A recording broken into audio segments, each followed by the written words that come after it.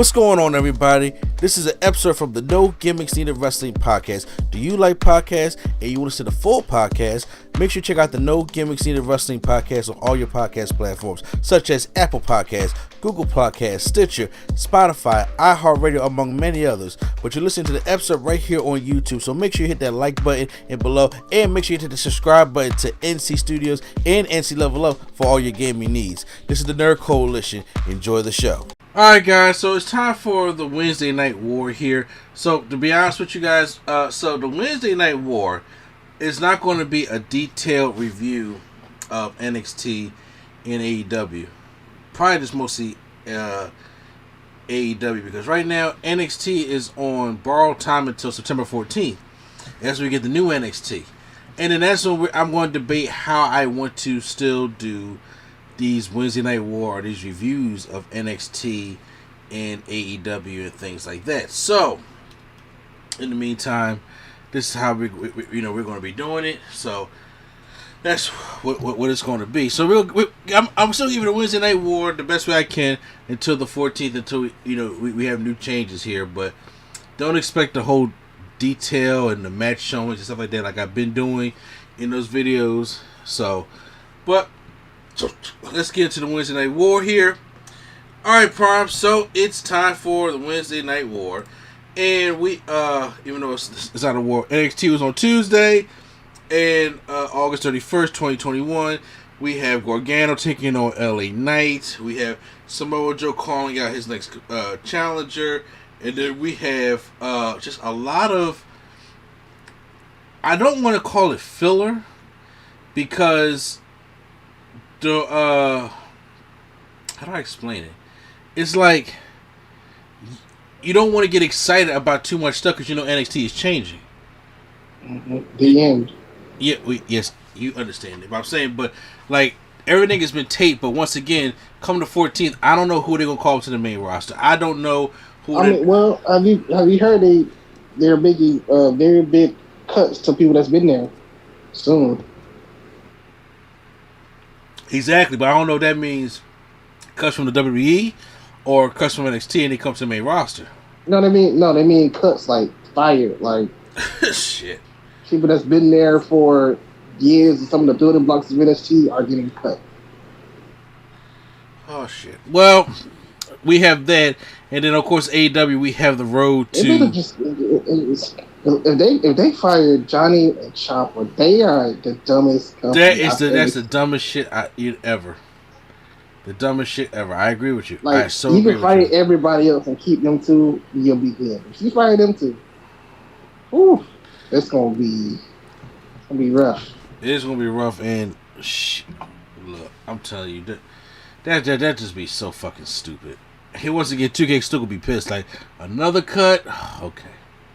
So, let's get on here. And then, like I said, on AEW, we got the road to All Out for AEW. Lots of going on there. So, real quick with the recap of NXT here. We start out with Saray taking on Mandy Rose. The match wasn't much of anything. Saray hits her dropkick to Mandy Rose in the bottom rope, and Mandy Rose sells it like she's injured, and then she just goes and gets counted out by her team that walks into the bag. And Saray wins the match, so she's kind of happy about that. Champ has been motivated for the NXT Championship, the backstage promo.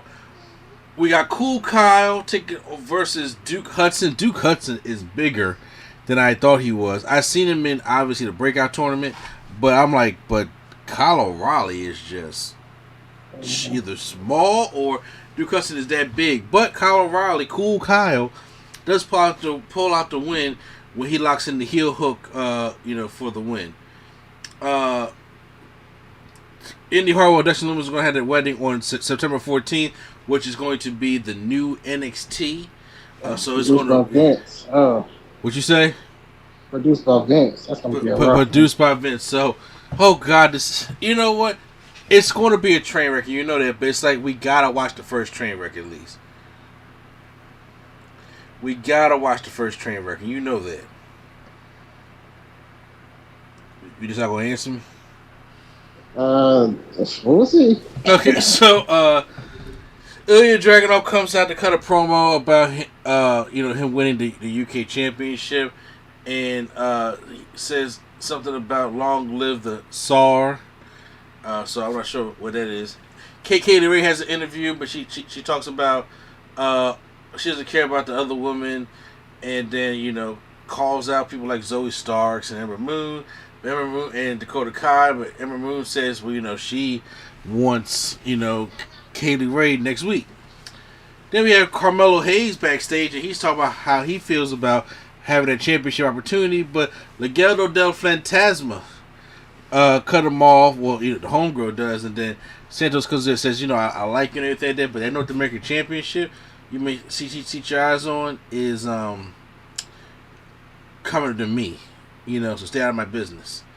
So you never know how that could probably set some things up.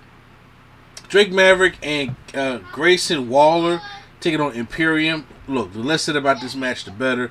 Imperium wins with the Euro Bomb, obviously. Mm-hmm. Mm-hmm. And then there's some more promos I did not see, but we have LA Knight taking on Johnny Gargano, Wendy Hartwell, and Dexter Lumis on the outside supporting Johnny Gargano. And the matchup was actually pretty good between LA Knight and Johnny Gargano. They all hit their shit and stuff like that.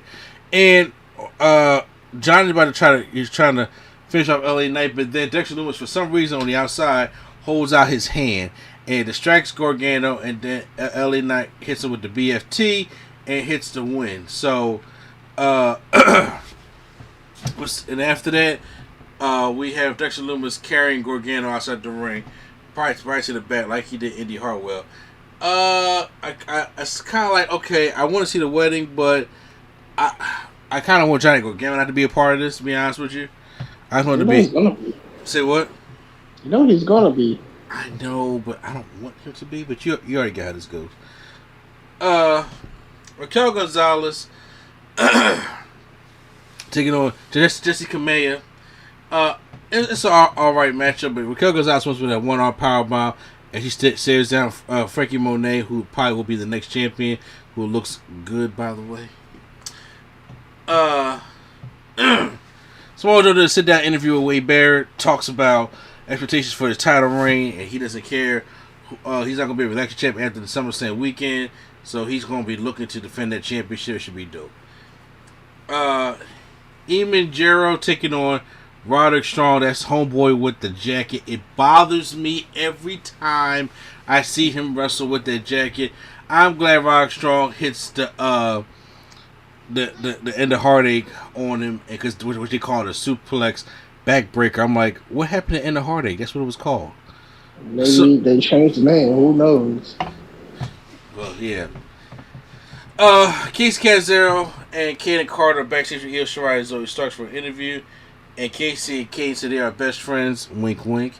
And you can't account for that in the tag team division. Zoe says that they're clearly forgetting Io is one of the most decorated women in NXT history, and I took a bullet for her. Io says she doesn't like any of them, but Zoe is on her team, so she will beat Casey and Kaden. I thought that was kind of cool.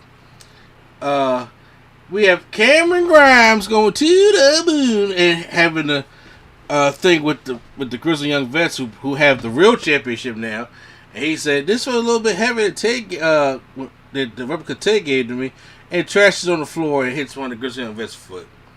So it was like a little comedy segment that I had no problem with. I didn't into on that one. Tommaso Ciampa taking on Ridge Holland, and this matchup was actually pretty good. It's good to see Ciampa away from Thatcher and doing single stuff again, even though him and Thatcher are still partners. Ciampa does hit the Widow's Bell for the win. After the match, they start jumping Ciampa. The MSK come out to help him out and stuff like that. So that was NXT. Like I said, just for the recap, we need to go into detail what it was and stuff like that. So it was an alright show to NXT to me, but I didn't really care for it too much. But now it's Wednesday, and you do know what that means. You are counting the days, aren't you, till he leave, aren't you? Let's hope we can get this man out of here. I'm about to say, I know you are counting the fucking days. So AEW was from Wednesday, September 1st, 2021. And I thought this AEW was actually pretty alright, better than NXT.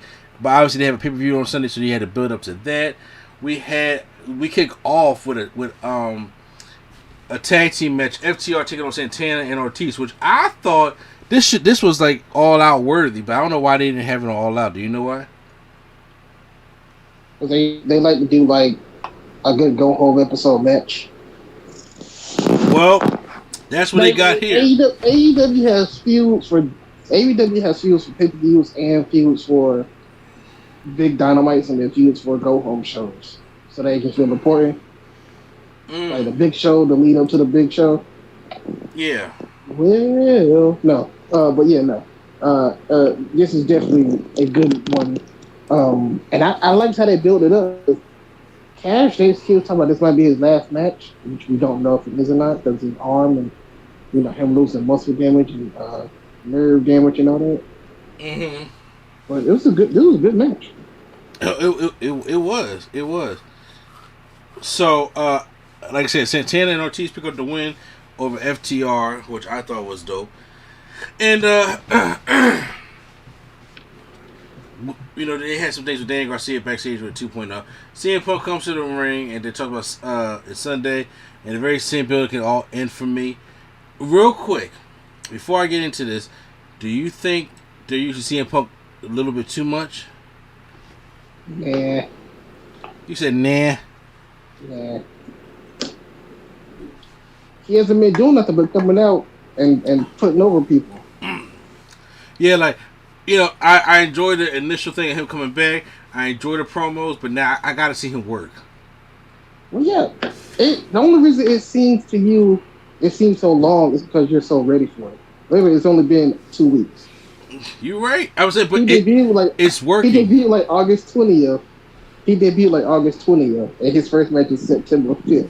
It's like, that's not a long time at all. No, it's not. I'm saying, they're doing their job building anticipation. Like, I right now, every time I see CM Punk, I'm like, yo, Russell. I want to see what you look like. And once I fix that itch, oh yeah, I'm there. I am there. But even if say if he has a bad first match, right?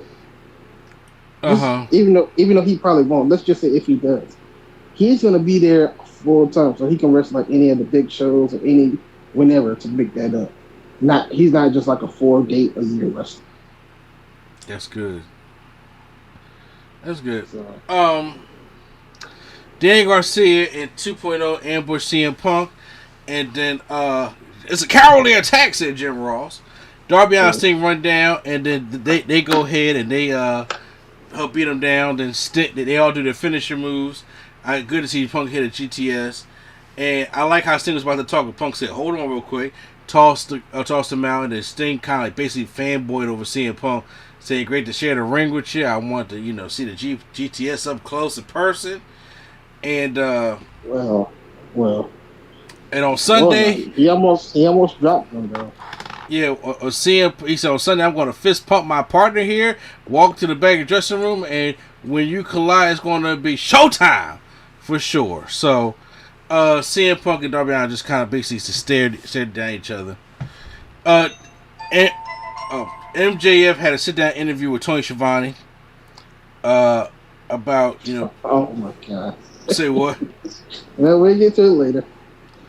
Okay, yeah, well, Chris Jericho, 4 decades of consistently evolving to stay on top of the mountain of professional wrestling.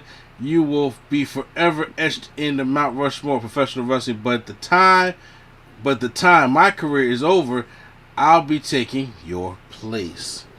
So, he said, all out, your music dies. Freshly squeezed Orange Cassidy is taking on Jack Evans, and for the first time in history, we have Orange Cassidy who won during picture-in-picture. Yeah, I mean, actually, I kind of like it. I thought it was kind of cool. Like, yo, we come back, the match is over. I'm like, wait a minute, he won during picture-in-picture. It means that you gotta be watching the whole show. See, that's the old school technique. Matt Hardy ran to the ring to attempt to apply the leash submission on Orange Cassidy because this rivalry is still going on. When I just said I don't need to see Matt Hardy in the fucking ring, but sure. And then Hardy has his fame, and the Jurassic Express show up and everything. They all run off. The demo guy Chris Jericho had an in-ring interview with Jim Ross, and I missed this one. Did you end up seeing the one with Jim Ross? Oh, of course you missed this one. Of course. I say this for you, bro. I say this for you. Go ahead. I was so not nervous, but like Jim Ross, it just and watching him do a live thing inside the ring was just nerve-wracking because it wasn't pre-taped, and I was like, "Oh, what is he gonna say? Is he gonna mess up?" Thankfully, he didn't, but he was stumbling a lot. Like, I want to introduce you to my friend who's making a decision. I think it's a bad decision, but he's been there for decades, and he's my good personal friend, ladies and gentlemen, Chris Jericho.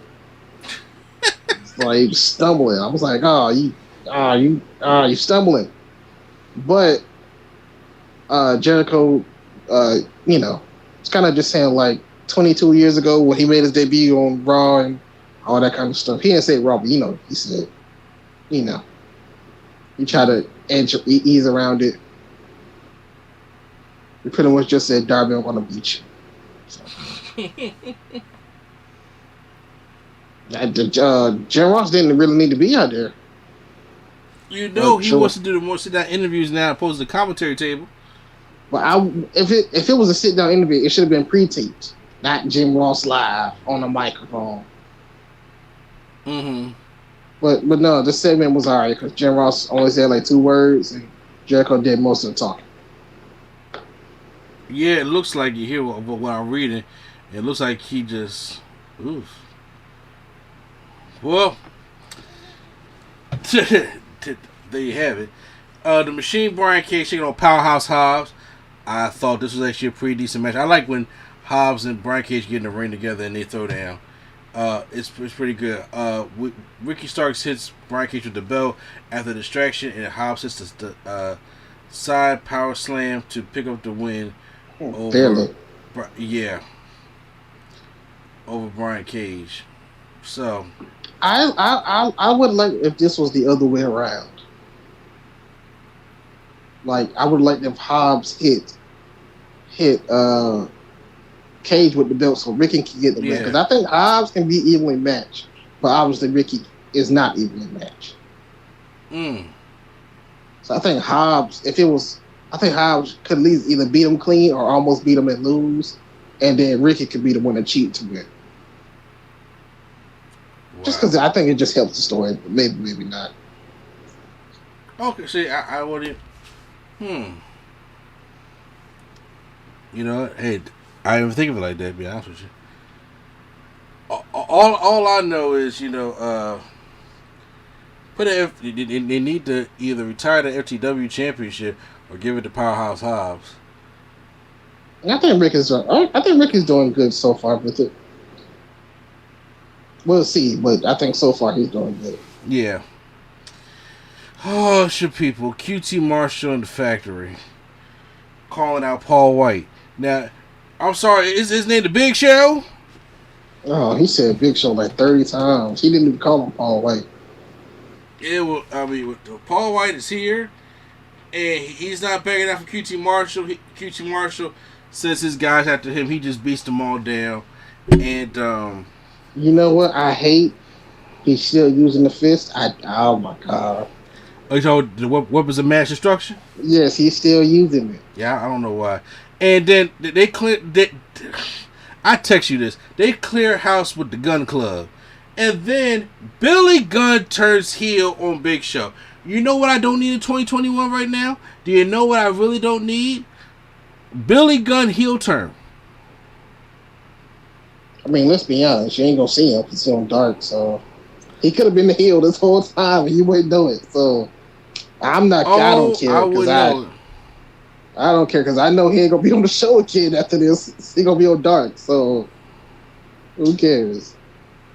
Wow. Now, if he's on the show and I got to see him, then I'll say something. But as far as I know, probably only had one match on Dynamite, maybe two, in almost 3 years. So I think we don't have to see Billy again. Okay, fair enough. But after that, the Gun Club turns on Big Show. They start hitting him with steel chairs, and then the QT Marshall Factory come in there, and then he hits a diamond cutter, which I am mad that he uses, but he uses it anyway. Well, that's just his homie though. Mm-hmm. He was in the factory with DDP. Okay. He was a part of DDP's last match, by the way. Yes, he was. Still didn't care about QT Marshall. Britt Baker, DMD, backstage with Tony Schiavone. And Dr. Britt Baker came. Yeah, he said since Baker signed a contract extension, Tony Khan has allowed her to make a match of her own choosing. Which okay, like what? Yeah, I was like, okay, sure. Sign this contract extension. Also, you get to make any match you want. Yeah. Okay. Why not me versus Omega and I win the championship? Be the first woman. Exactly. Amen. On Friday on Rampage, Chris Stanley will be in a handicap match against Rebel and Jamie Hayter. That's the match she set up. So Penelope Ford versus Ty Conti. Penelope Ford steals one here, but the return of Anna Jay. It is Anna Jay. Yeah. She comes back. I was just like, she just like stomping to the manager's office. I was like, she sitting here walking all cute outside to the ring, but trying. I wish they would have saved. I wish they would have beat up Conti, and then at the Battle Royal, they try to beat her up again, and then the next entrant is Anna Jay. Yeah, but Anna Jay wouldn't have got that much of a crowd reaction. You need somebody with some crowd reaction. No, I'm not talking about for the last spot. I'm talking about one of the. When they do the entrances, they come out one at a time, but they all come out together. Yeah. So they could have had Anna Jay be the first one to run out. Okay. Main event time is the Elite, which is Young Bucks. The Young Bucks are the AEW champions and the Impact champions, the Good Brothers, versus the Lucha Brothers and Jurassic Express. Big, huge 8-man tag team matchup here, which has got too many damn things to call, and I can't call them out, honestly. But at the end, they get the best of, the Lucha Bros, and they start beating them down. The cage comes down, surrounding the ring. And then they're in there handcuffing Lucha Bros. Christian tries to come down. He gets his ass beat by Kenny Omega, and they're still stuck in the cage. And they beat him down. I feel bad. Dante Martin tries to come down and Combat help them, but they're keeping him out the cage, which is what the cage is supposed to do, WWE. But it doesn't. But I thought the main event, was one of clusterfuck, just a good spot fest. But Phoenix wasn't going to do nothing too stupid because you don't want to get injured right before Sunday. Not like that hasn't happened before. It happened like twice to Phoenix before. I mean, you got to learn from some mistakes, though, bro. So. Like, I remember that one time where, like, everybody... I remember that one episode where, like, everybody got injured, like, right before a pay-per-view. I forgot which one it was. But I remember it was, like, Phoenix got injured, I think Cassidy got injured, and, like, Pat got injured, and, like, everybody got injured that one episode. That's crazy. Alright, guys, let's end the Wednesday War. My personal opinion, AEW won this week. You can post your comments down below who you think won for the week. And we will be back here with these little these more so recaps of NXT and AEWs. And then we'll see what happens when the new season actually does start on September 14th.